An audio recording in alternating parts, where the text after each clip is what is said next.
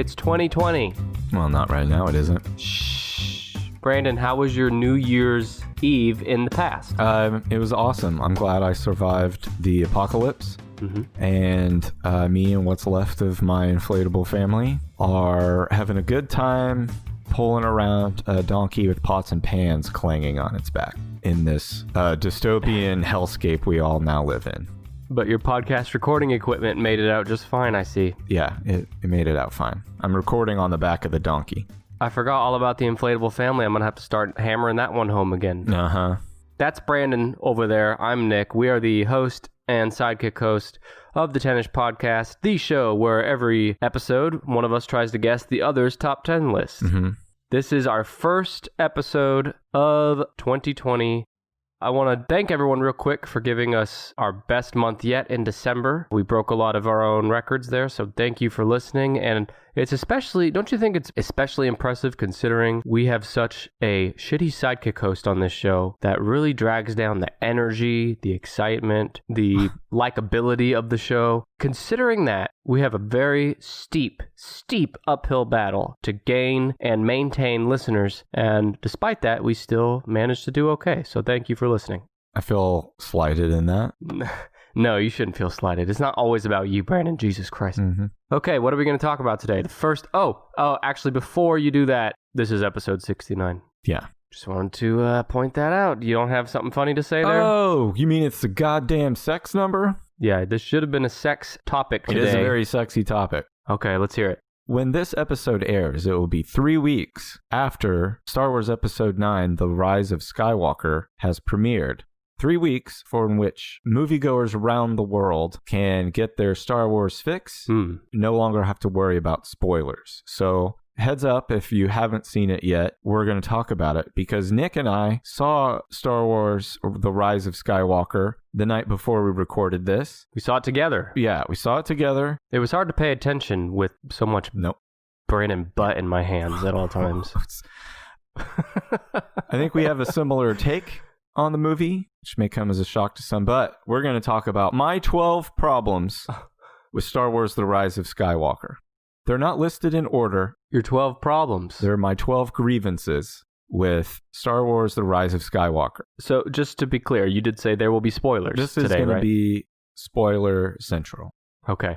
We know you have 12 grievances, but overall, did you like or dislike the film? Overall, I disliked the film. After we walked out of the theater, Brandon told me he thinks it was worse than episode 1, which is saying a lot. Because I thought episode 1 was bad. But coming out of episode 1, I had a lot of questions about how the movie got made. But coming out of The Rise of Skywalker, I had a lot of questions about, like, what did I see? Who allowed this to happen? Yeah. I know that sometimes it hurts people's feelings when they find out someone didn't like something that they really like. And I can totally understand why people would have liked it. There's a lot of fun stuff in it, but it didn't hit the spot with me. The B spot. Didn't hit my B spot. Well, why don't we, to make sure this episode's not all negative, we'll also shout out some things we like here and there too. I'll start out with something I like. The tiny little droid hacker puppet, Babu Frick. Oh, yeah. I didn't realize that he was speaking something close to English or basic in the Star Wars universe. It was like maybe the third or fourth time he said something before I realized you could kind of understand him. And I liked him. So there you go. So yeah, and why don't you, for the folks that may be newer to the show, why don't you summarize your Star Wars fandom credentials real quick? I have a Star Wars tattoo on my arm. Would you consider Star Wars your favorite, or one of your favorite pieces of like pop fiction culture or something? World? Yeah, pop culture. Yeah, definitely. Okay, you've seen every movie 1,000,000 times. Yes, I've seen all the movies. I know a lot of the sort of nerdy lore stuff. Not everything. Nerdy bore stuff? Bore and lore, yes, okay. But yeah, I'm into it. On the other side of the spectrum, you have myself. I have seen every Star Wars film. Some of them I have not seen in a very long time. I would consider myself a casual fan. I'm not obsessed with the films. I don't think about the films at all unless I'm sitting down watching it. But I do enjoy some of the movies. So there is one thing you think about in Star Wars because you still bring it up all the time. Luke Skywalker drinking the green milk out of the sea hag's teat. I still am waiting for an explanation. Okay, so this is in The Last Jedi. Luke, Rey finds Luke on whatever planet that is, and they do a close-up shot of Luke aggressively squeezing some green milk out of a sea hag's tit and then just greedily gulping it down, and then there's a zoom in on his face. And I'm still waiting for someone at the Star Wars people to tell me the point. Why are we doing this? Other than to be silly and for the host of the Tennis podcast to bring it up every few episodes. For the lulz. Yeah, I don't get it. The Rise of Skywalker. Yeah. Do you want to just start guessing, or do you want to give any more like overall thoughts on everything? We'll sprinkle in some more positives throughout the way. Okay. So again, this will probably be more enjoyable if you've seen the movie. I think it'll still be good if you haven't, or if you don't give a rat's ass about Star Wars. Yeah. Because there's some fucking bizarre stuff that happened last night. Some very strange choices. Okay, let me start. Your 12 grievances in no particular order. No order. One of my top grievances, I'm thinking you might share it, is I can count off the top of my head 3 deaths that ended up meaning nothing. There was the Emperor who died and then inexplicably is just back at the beginning. He's back in like the first, one of the first scenes. Yeah. It's almost like expected that you know why he's back or how he's back. And as far as I can, and maybe we missed it. I haven't read a bunch of reviews or anything, but as far as I can tell, the only possible explanation was in a throwaway line about cloning like halfway through the movie. Yeah. Well, so let's stop there because you kind of went a little bit broad and you've hit on one already. Let me tell you the other 2 deaths, though. One was Chewbacca. You thought he died for, a good 20 minutes, and then he's back. It was even shorter than that. It was just a couple minutes. You didn't even get a chance to feel it before they're like, psych, there he is. Yeah, and by the end, the 3rd death, Rey, the second she was implied to be dead, I knew for a fucking... She's not going to stay dead. I knew, as much as I knew that I have 2 feet, I knew that she would be just fine, and sure enough, she was. Also, they just spent the last movie showing that dead is dead in the Star Wars universe because Luke died and he became a ghost and he's not coming back. Yeah, now you can just be ghosts. Yeah, anyway. He was a ghost in this one too, and so was Leia. You hit on one. All right, I'm sorry. I'm going off here. Go ahead. It's the first one that I wrote down. It's not my top one, but it is the first one I wrote down. It's that the Emperor comes back out of fucking nowhere. It's the first line of the crawl. It's like, holy shit, death speaks. From beyond the grave, the Emperor sends out like a warning message. And I leaned over to Brandon and I was like, because I haven't seen The Last Jedi since the theater when it first came out. And I was like, am I forgetting that they set that up in the last film? No. And no. But it's because they made this shit up as they went along and they didn't plan anything out. There was no foreshadowing. There's no hint. There's nothing. It was just, hey, surprise, the Emperor is back. Yeah. He just came up out of nowhere. And I would be fine with the Emperor coming back if it's done better, if there were clues or there was something in the previous 2 movies that hinted that this was part of the plan rather than just like oh shit, we got to do something here. We don't have a bad guy for the next movie. They do though, Kylo Ren, but they fucked him up from minute 1 in this series. And by the way, I don't know if this is another grievance. It's going to be hard to not just start ranting on this episode. That's okay. Another grievance I have is at the end, the Emperor, we've already established it's nonsensical that he's just back. Yeah. And then he begs Rey to kill him. Do it. For like 5 minutes. Do it. Do it. Strike me down. He begs her to do it. That was another one of mine. And then she won't do it. Yep. And then he comes back to life somehow. That's I hate it when, not just Star Wars, any film universe, it's a big complaint for me for superhero movies too. They just seem to make up the rules as they go in the movie, in the narrative structure. Yeah, so I wrote that one down. Anyway, okay, so she kills him and then nothing happens. That's the 12th one I wrote down, that the Emperor wanted Rey to destroy him, and she refused, just like Luke refused to destroy the Emperor. But then, when he was zapping her with lightning, and she put up another lightsaber, which, how the fuck do you know, like, just crossing the lightsabers is going to make the lightning bounce back and zap him? And also, if you make lightning come out of your hands, why the fuck would lightning also kill you? Anyway. And why not just slightly redirect the lightning toward her legs or something? Move your head a little bit. Anyway, she zaps him with the lightning, and he disintegrates and dies, which is what he wanted her to do. And then after he's dead, he doesn't take over her body like he said he was going to do. He just fucks off like he was bluffing the whole time. Right.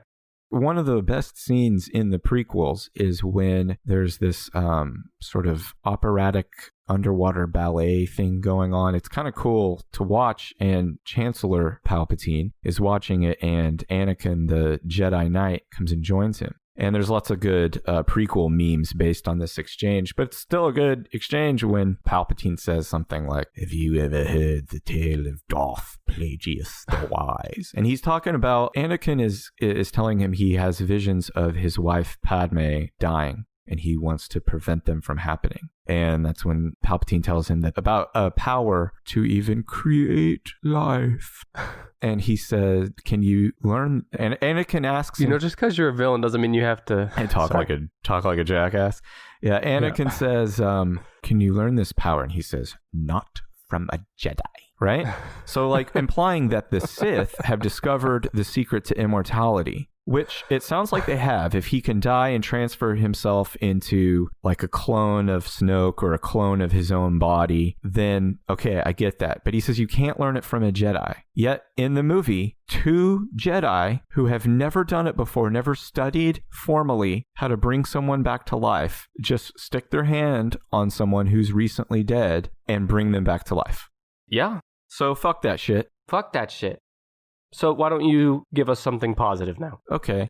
Since I was just shitting on the idea of the Emperor, the design for the Emperor's, like, whatever it was, his castle, his lair, was awesome. It looked like a cross between Star Wars and Blade Runner. Mm-hmm. Yeah, visually it was, super cool. Every time it showed him talking, the lighting was really cool. Holy shit, with the lightning on either side making his face even creepier. Yeah, it was a really cool effect. I thought it was a little intense, because there's a lot of kids that see Star Wars. That must have been the warning about lights and seizures. My mom warned me yesterday. I mean, not warned me because I have that problem. Just she saw a sign that you can have seizures because of the flashing lights, and I just realized it's because of that effect on his face. Well, it was a cool, creepy effect. Like we said, there is still a lot to like about the movie, but overall, I think we did not. Yeah, I agree with pretty much everything you said. I like the visual aspects of the Emperor, but not the story aspects. Let's get back to bitching.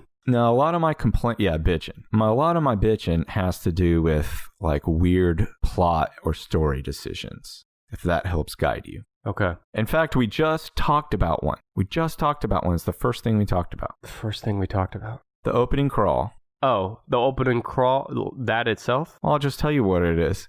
The second one I wrote down is the opening crawl says, "Death speaks from beyond the grave," whatever, that the Emperor sent some kind of message from this place in the unknown regions called Exegol, where he's been in exile. He sent a message out to the galaxy, like warning them that he was coming back. Why the fuck would you do that? If you just hid for 20 years and you're about to attack them with a giant fleet, why would you send them a radio signal beforehand that you were going to come back? Nobody knew you were alive. Why would you do that? I think there could be a reason for that, is that he wanted Kylo Ren to find him. Maybe so. That Kylo could... But don't you think... He said he's been every voice in his head. So he's already been directly in his head. Why the fuck would he broadcast that across the galaxy? He's lonely. Think about the last 20 years. He's lonely. The Emperor. Think about how scary he is. He's still got to, entertain himself for 20 years. There's no books. There's no TV. No one wants to come around the boss. "Would you like to stay and play Clue with me?" They're like, I'm just dropping off your lunch. Can I just set the tray down right here? "Please come closer." I'm like, okay, I don't want to get... Strike me down in Clue. We talk about this every day. I'm not going to strike you down. I'm armed with a lunch tray. Please don't shoot me with lightning. And he's like, "Would you like to watch something on Netflix?" By the way, at the end, when he was almost about to take down the entire rebellion with just the lightning shooting up at the sky, the hell didn't he just ambush them 20 years ago and do that then? Didn't he do it after he sucked all of the force, the life force? Sucked all the what? He sucked all the force out of Kylo Ren and... Sucked what out of Kylo Ren? He was sucking on them both. He sucked it right out of him, and I think maybe that's how he got the power to do that. Okay, here's a complaint I have. Okay. First of all, let me preface this by saying, of all the characters in Star Wars, Darth Vader's always been one of my favorites. You like the villains. Yeah, I do like the villains. He is cool. Compare that Kylo Ren. Going into this movie already, I could not stand that character. And it's not that the actor doesn't do a good job. It's just the writing of it. Yeah, It's Adam Driver does an awesome job with who that character is. But yeah, the first time you see Kylo Ren, he's wearing this really cool looking mask, and his voice is cool. Adam Driver has a cool voice to begin with, and then they put this Kylo Ren effect on it, and it sounds scary and cool. It's bad. It's a good badass character. He has kind of cool force powers right there at the beginning. He's scary. And then as soon as he takes off the mask, he's a bitch. He's a bitch. By the way, so my guess on why they didn't just leave the mask on him, there's a lot of reasons, but one reason is they didn't want it to be so close to Darth Vader because every fucking thing else about The Force Awakens was an exact replica of the first 3 movies. So they said, well, we can't have it just another Darth Vader knockoff, so let's give him some depth. And anyway, so all that said, in this movie in particular, a few problems with Kylo Ren. One, he just inexplicably turned... I did not buy the reasons for him just turning good at the end. So that's one. Two, what a strange choice to have him and Ren have that kiss at the end. For a number of reasons. One, the whole trilogy has been built around Finn. And there's even clues dropped in this film about Finn and, being in love with Ren. I have an idea about that. Okay, so we'll come back to that. But that's one aspect of it. Another aspect is Ren knows that Kylo Ren, or Ben, is a fucking asshole who's killed thousands of people, and she's still gonna just kiss him? It's like French me, baby. God, I hated that. So, I'm done. Go ahead. Your complaint was specifically about Kylo Ren. And I agree, it's not on my list, though. Okay. Now, one thing that you did talk about that leads into something on my list is Finn. You said it sounded like, there's a point in the movie where Finn says, I never told you, or never got to tell you, and he doesn't get to finish that sentence. And it sounds like he's going to say, like, I love you, right? Mm-hmm. But there are subtle hints throughout the movie that Finn is force sensitive. There are at least 2 instances I can think of where he made a bold decision off of what he said was something he just knew or something he felt. Yeah, he felt it, yeah. So you think that's what he was going to tell her? Yeah, that he is like, he can feel the Force. Why is that your dying last message? Like, who gives a shit, Finn? Yeah, I know. It may not be right, but that was the third thing I wrote down, were the story threads that were started or hinted at and then just abandoned.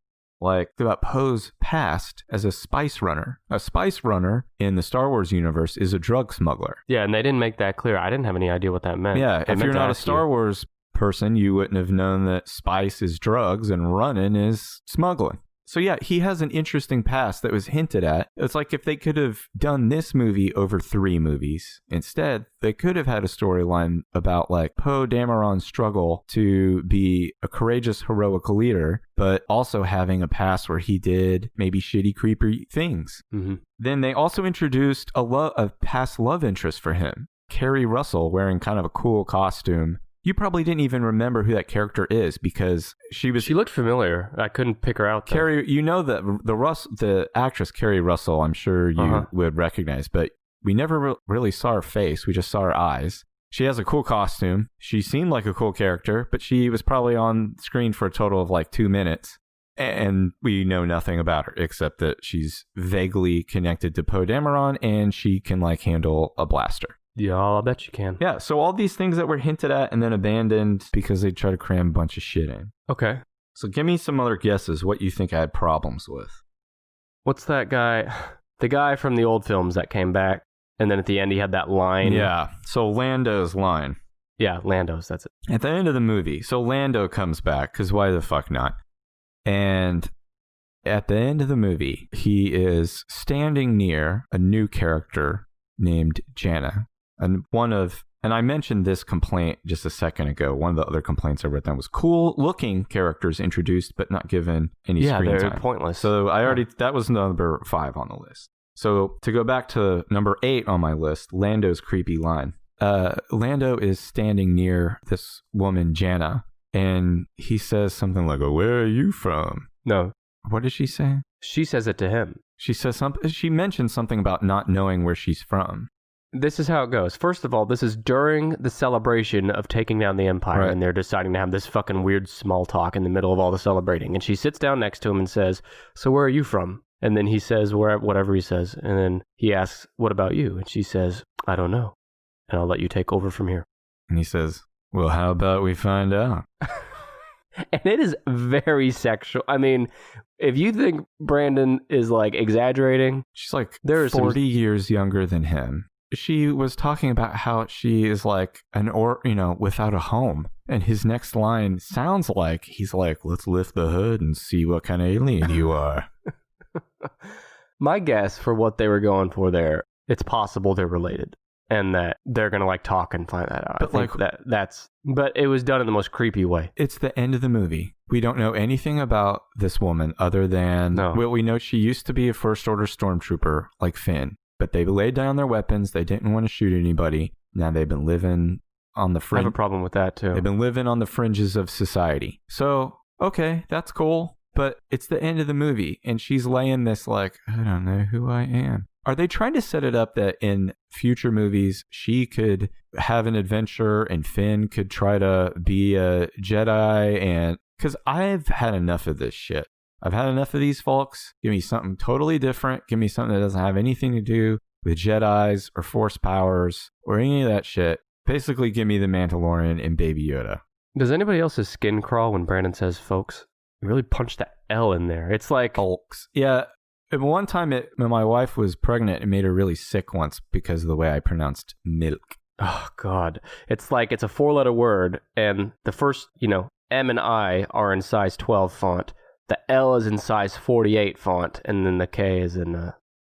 it's bad. Milk. Anyway, yeah, do you think we're going to see these characters again in future spinoffs? I don't know, but I hope not.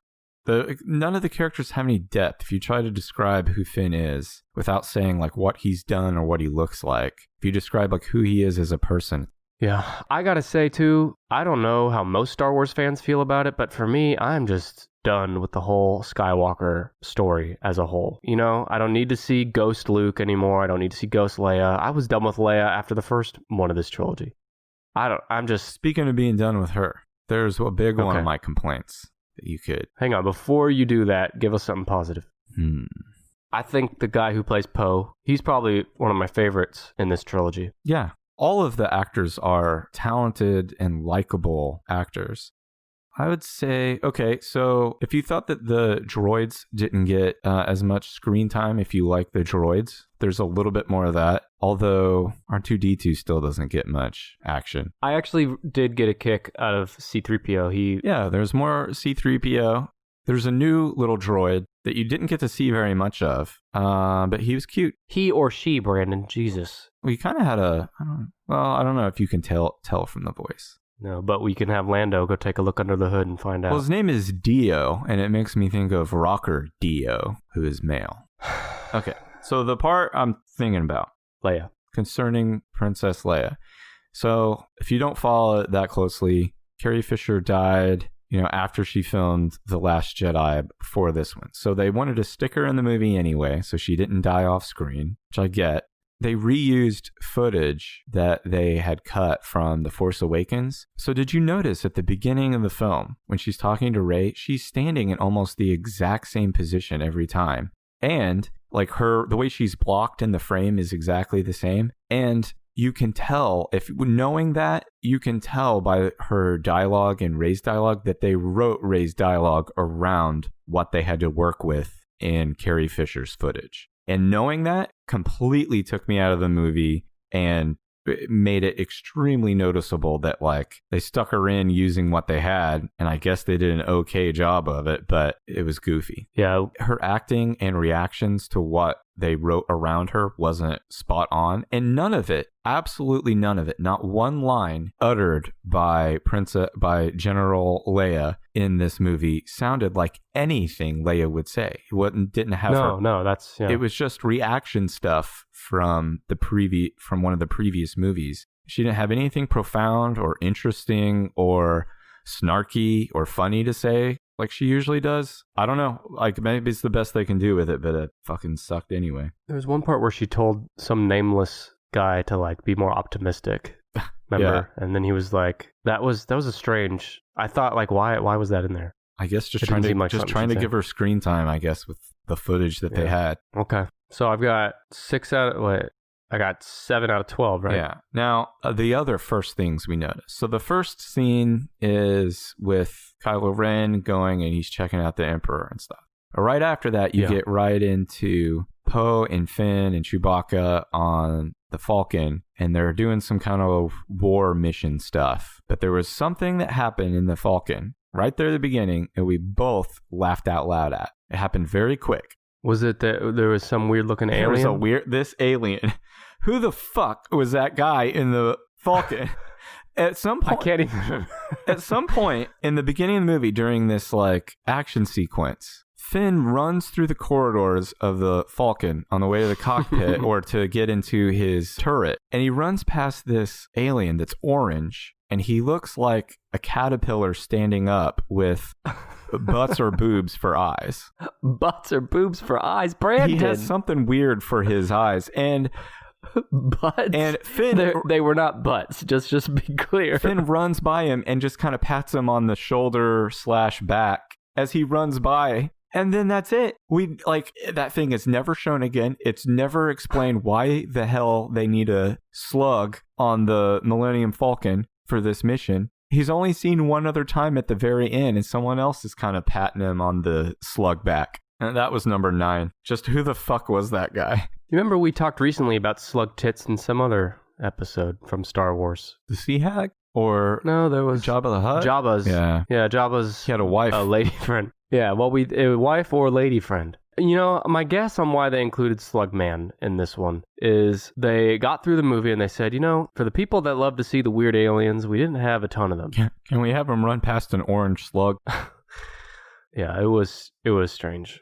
A lot of strange choices in this film. I got 4 complaints that I have you haven't really tapped into yet. Now, there's 2 very specific and there's 2 very broad. Is it about characters or scenes or both? 2 are about scenes. Those are the 2 that are specific.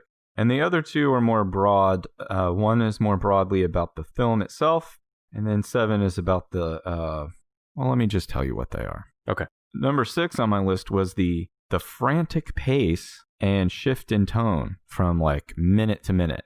It kind of reminded me of Batman vs. Superman. That is another movie that felt like it should have been 2 or 3 movies, but instead they tried to do it all in one, and you end up getting a whole bunch of like, this happened, and then this happens, and this happens, and then this happened, and it's all crammed together. And sometimes you have something that's like, you know, a sweet, close, intimate scene between 2 romantic interests, and then the next thing you have like running from a monster and patting a space slug. It was all over the place the entire time. It was kind of relentless. It doesn't all have to be so frantically paced. It just made it feel even more like it was like they tried to cram a trilogy into one movie. This trilogy, since the Disney purchase, have been action and nostalgia first and second. And then way down as a lower priority is like compelling story, compelling character. Right. The strength of the original 3 films was the characters, in my opinion. Yes. That's why nobody wants to buy a Poe or Finn or Rey or even Kylo Ren action figure. It's just an image. It's just a visual. They don't mean anything. Yeah. An action figure of Han Solo is this dude with swagger. He's got luck. Hell of an ass on him, too. He makes mistakes all the time, but he somehow like squeaks by in the end. He's more than just an image. Same thing with Luke. Same thing with Leia. They're more than just an image, and I feel like Finn, Poe, and Rey. Rey is just an empty character. Like I can't. I mean, they try to give her depth with like her parents, but it's something about it. It's just really hard to care. Like, because it's almost like an afterthought. Yeah, it's like I can't think of words to describe her. I guess maybe plucky. She in love with serial killers. She's strong. She's strong, fearless, maybe. No, she's got fear. Like, that's why it's so hard to, like, if I asked, you're a casual Star Wars fan. Yeah. Can you describe Luke Skywalker in a couple words? He is, I would call him fearless, right? He's a loyal friend. Loyal friend. He is, well, in the first movies, he's a little bit emo. He kind of whines. He is quick to be frustrated. He's quick to throw in the towel and get discouraged. That's true. but he has very set, definite goals. He wants to be a Jedi. He wants to save his friends, and there's nothing that will like get in his way from doing those things. He wants to make out with his sister. Yeah. Similarly with Leia, you can say she's a wise ass. She's funny. She's a great leader. She's not a traditional princess. Right. She's a strong woman, but she is vulnerable when she's with Han. Anyway, yeah, they're complex, interesting characters that you can describe. You can describe their personality. I can't do that with any of these sequel characters, except for Kylo Ren. But in a bad way. And it's because he's a bitch. You know, it's not that villains can't have depth, but for me, a lot of his big changes, they weren't explained. Like, why does he suddenly care about his... Also, I don't understand, what is the appeal of ruling the galaxy? If you're already supreme leader of the First Order, what is it that you still need out of the whole galaxy? Well, you can ask that to all of history's, Like, what do you get when you control the whole galaxy? If you are able to beat death, I'm thinking of the Emperor now. If you're able to cheat death, why do you care if you have all the money and power on the galaxy? Like, you can live forever. Who gives a shit? Think of all the tail you can get, though, bro. He doesn't seem interested in tail. You're right. If he has a dick, it's the Rise of Skywalker. It's definitely... shoots lightning. Necrotic. Oh, my God. So, to get back to the complaints, I got a broader one. Would you rather have a sexual affair with the Emperor or Yoda? Yeah, Yoda. Why? Because he's nice. Personality means a lot. But sometimes it's good to be a little mean in the bedroom, am I right? Not with lightning. He can. Neither one of them are very easy on the eyes, but the Emperor had like milky white spaces where his pupils ought to have been. Yeah, so he can't see when you. Look. You can. Okay. All right. Why don't we move on? Let me save my broad one for last. Okay. So 2 very specific ones. One I think you might recognize. So the Emperor has been hiding out in the unknown regions on Exegol, right, for like 20 years, building this huge fleet of ships that have planet-destroying weapons on them, red-colored Sith stormtroopers, and people to man all these ships. Yeah. Even when he was in his lair, when he's on his throne, and you could hear all that chanting, it looked like there were thousands of like Sith monks or acolytes surrounding him and chanting. Yeah, right? Yeah. I couldn't tell if they were supposed to be like ghosts. Or where the fuck did all those people come from? He had enough people to build and populate a whole fleet in the unknown regions for 20 years, and no one knew about it. Yeah, where'd they come from? Where did they come from? So he had basically his own society for 20 years.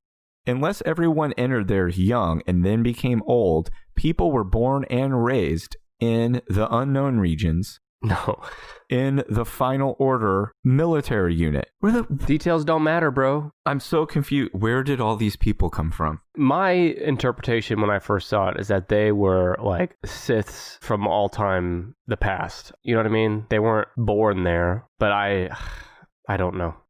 Another one's very specific. And you may not know about this. You may not, I don't know. This is a little bit in the weeds, as they say. The first time we see Finn and Poe and Chewbacca in the Millennium Falcon hanging out with the orange space slug, they encounter a bunch of TIE fighters that are chasing them and shooting them. And do you remember how they got away? No. Something called light skipping, where they were blindly jumping in and out of hyperspace. But do you remember every time they came out of hyperspace, the TIE fighters were right behind them? Yeah. Well, in the last movie, it was a huge fucking plot point that the Empire was able to track them through hyperspace. And they must have had some incredible technology to do that. But in the next movie, not only does every TIE fighter have a hyperdrive, which in the original trilogy, TIE fighters didn't have hyperdrives. That's why it was odd for a TIE fighter to be out in Alderaan space on its own.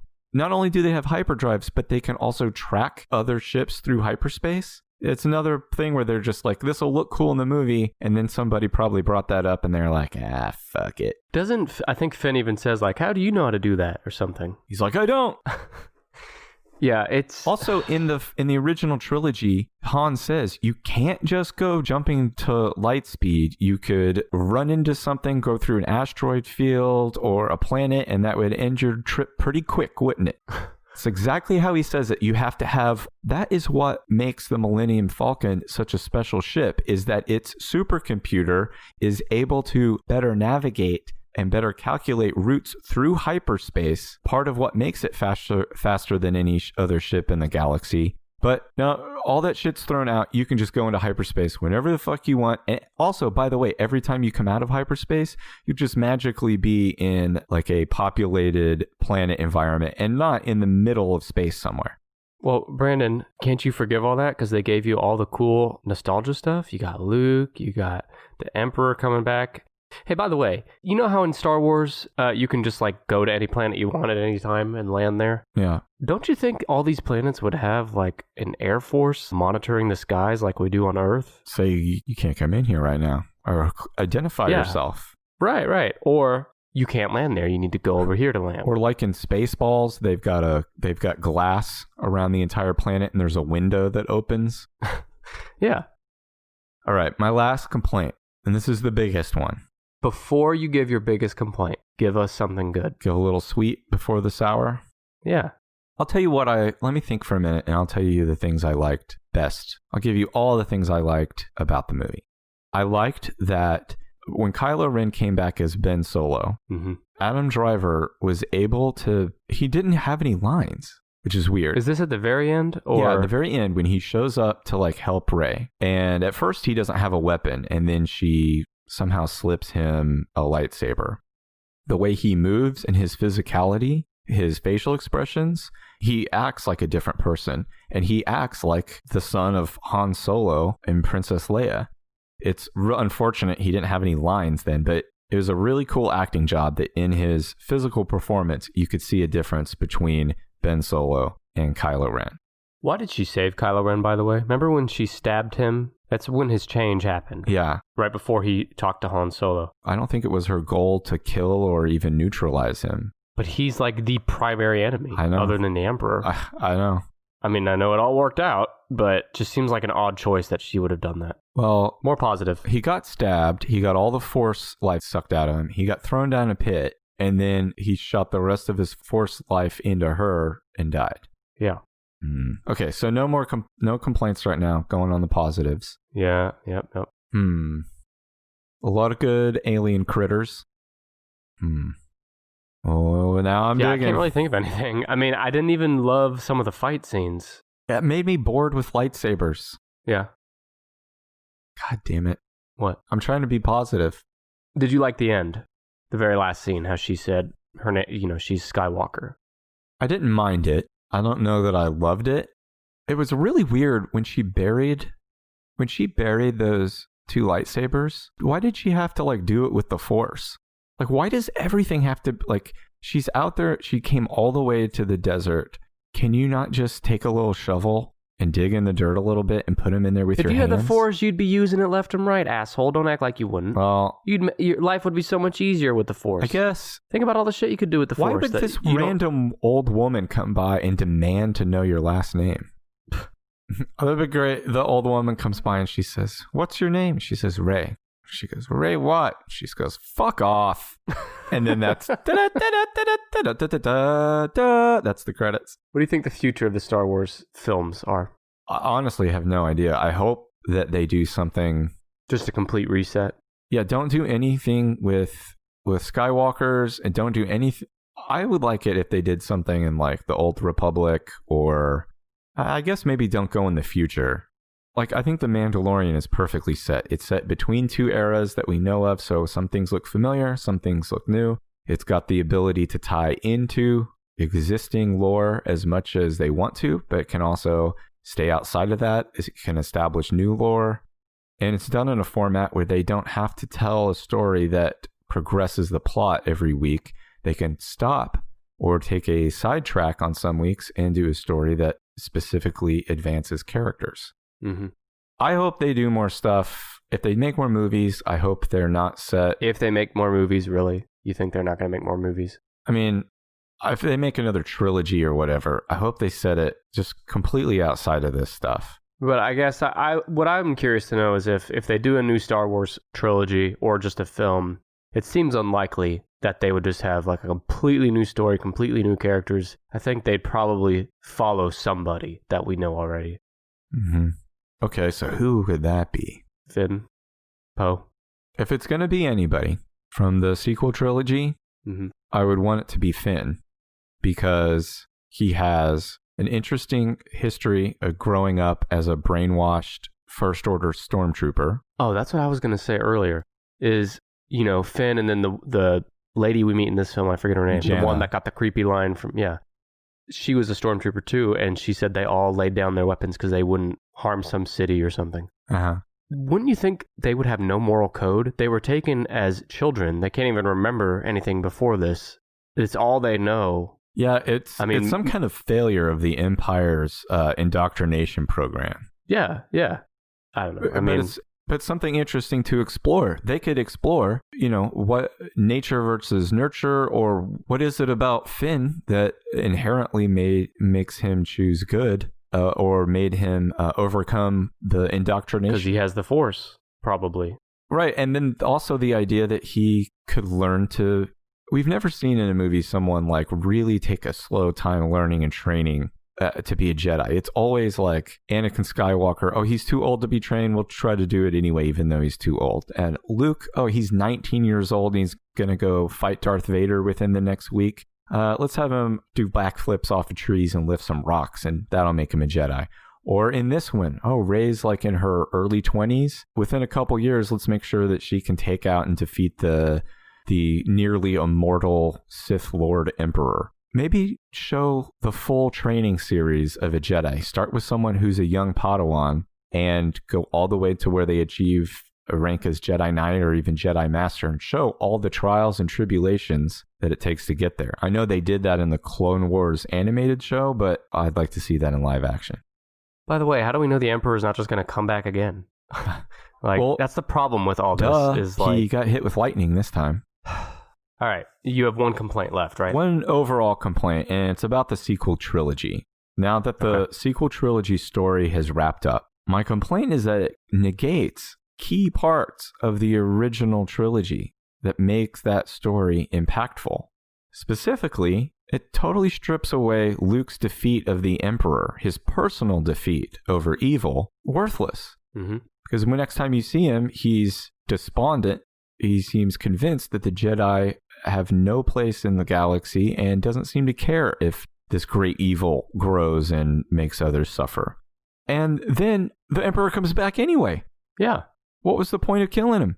Not just the Emperor, but the Empire. I mean, that it's a was different the next name, point. but it also negates the Rebels' defeat of the Empire. With a new Death Star. So it has to be... it was the Rebels and the Empire, and then they just rebooted that into the Resistance and the First Order. Like, why couldn't they make where the Republic was the powerful one, and there was this small guerrilla sect of Sith troopers that were coming in and fucking shit up, and it's like it could have been Star Wars Vietnam instead of Star Wars World War II. Mm-hmm. It negated the whole storyline of Anakin bringing balance to the Force. Mm-hmm. I thought for sure the prophecy of bringing balance to the Force was when Anakin Skywalker threw the Emperor down the shaft in the second Death Star and destroyed him. I thought that was when he brought balance to the Force, because evil reigned before then.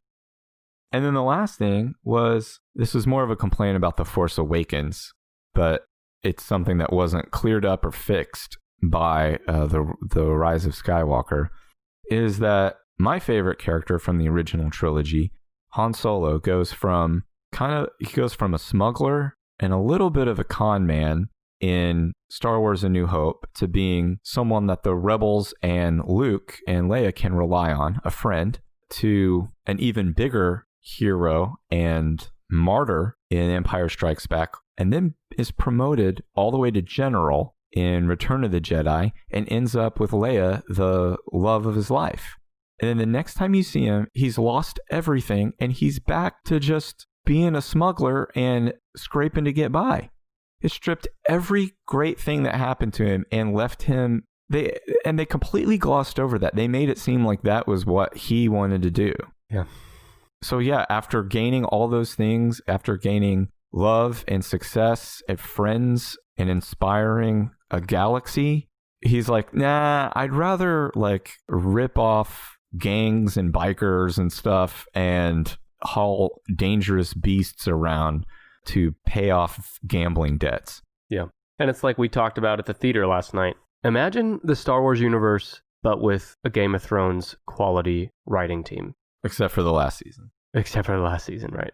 But like, there's no reason Star Wars has to be so hokey and full of plot holes, and disrespectful to the, like, they do all this fan service stuff in this new trilogy, but it also, like you said, negates the decades of story building that were done in prior films. So it really feels like it was made for people who like Star Wars but don't like love it. Like when they show the Millennium Falcon in the Rise of Skywalker and it does the it does the sound, the music for it. I think people who like Star Wars get excited for it. People who love it paying really close attention and they're like, some of this hasn't made sense, so I can't be excited right now. Right. Overall, it was not my bag. No.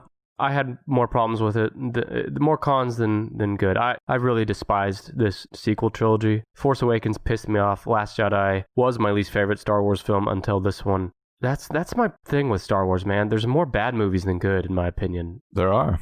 I think it's just the nostalgia, loyalty, fandom to those original three are still keeping everyone hanging on. Because the prequel trilogy also sucks for the most part. Revenge of the Sith was okay. I think people just keep hanging on, hoping that it'll return to how good it was originally. To put a pin in this, a positive pin at the end of this episode. Hashtag positive Here's pin. your positive pin. Mandalorian doesn't suck. No, and you can hear Brandon's reviews and predictions for The Mandalorian at patreon.com/tennispod. That's that. That's that. Well, that was fun. What a way to kick off 2020. We will be back next week with episode 70. I have the list that week, and we'll have a little more of a traditional list. Whatever, this was fun, though. I mean, it was good to get this off our chest. It was good to air our grievances. This was our Festivus. Hopefully we didn't piss off the Star Wars loyalists, but they should know you are as big a fan of Star Wars as anyone. So these are... I still love Star Wars a lot. I'm not like... It's Matt, like, people get mad at, like, J.J. Abrams, like, fuck that guy, I hate his face. Mm-hmm. No, I don't like the movie he made, but, he probably wouldn't like a lot of the shit that I've done, too. Hate his face, but love his butt. Am I right, guys? Appreciate you listening. We'll be back next week. If you want to chat with us in the meantime, you can follow us on Twitter. I'm at Nick_EMEL. Brandon is at Sidekick Host. And you can also follow us at TennisPod on Facebook, Twitter, Instagram. I guess that's that. That's that. Welcome to 2020. All right. Bye.